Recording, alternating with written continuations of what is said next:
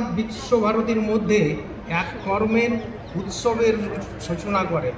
সেই কর্মের উৎসবে শিক্ষা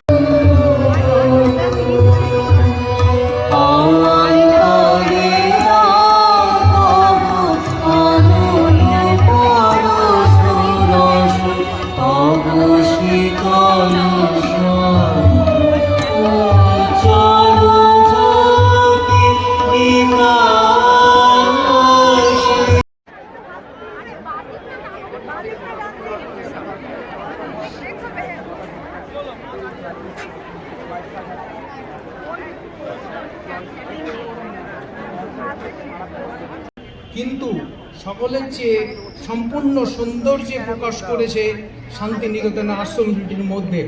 কারণ এই প্রকাশের ভার তিনি একলা নেননি। এই